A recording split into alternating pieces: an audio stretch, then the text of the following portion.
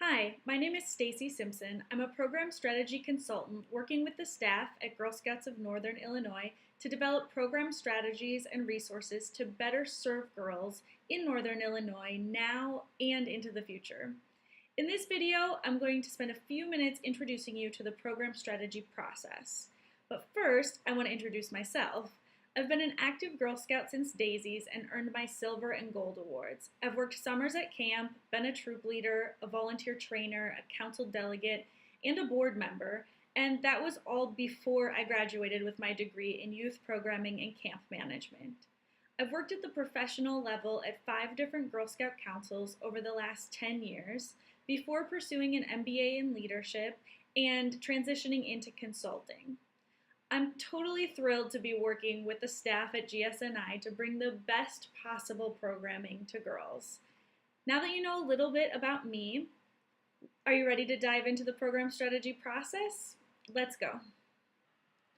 Our program strategy process began with tons of research. We already had results from girl surveys and adult surveys from the past several years, plus we had hosted several informal discussions through town halls, service unit meetings, the annual meeting, and other venues to gather feedback from girls and volunteers on what they'd like to see in program and property improvements. Next, we engaged an external research agency, Horizon Insights. They had worked with Girl Scout councils in the past, as well as other nonprofits. Since we already had so much feedback from our members, they focused their research on non-member feedback. They hosted parent focus groups, conducted phone surveys with parents, and facilitated an online discussion community, one for members and one for non-members. We also drew from all the research available to us from GSUSA and the Girl Scout Research Institute. Based on all of this research and with a little bit of help from Horizon Insights, we created 2 useful resources to guide our strategy. This first one is called the Opportunity Index by Age Cohort. This uses a mathematical equation to compare girls' overall interest in a topic with how many available opportunities she already has in that topic area.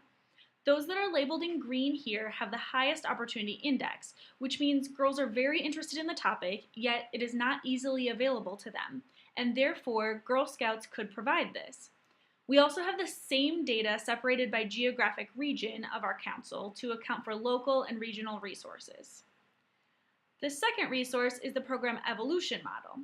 This is a detailed chart, but it essentially tells us that at the younger grade levels, kindergarten through 3rd grade, girls are primarily participating in Girl Scouts through their troop, and the majority of programming is presented by the troop leader. It also shows which topics they're most interested in, and that they'll focus on broad concepts of learning rather than specialized skills. Girls in 4th through 8th grade are transitioning into more specialized skills, and it's best for them to start learning from community partners or other resources beyond their troop leaders. And as girls enter 9th through 12th grade, their skill building opportunities will become very specialized based on their interests. They'll learn more from experts in specific fields than from their troop leaders, and also, almost all of their activities will include some career exploration as they decide their next steps as young adults. From these results, in combination with program resources already designed for our members and the national program portfolio, we developed 4 focus areas for program strategy, which encourage girls to discover, along with their friends, new things about themselves and the world around them, while digging into specific topics and learning and practicing new skills.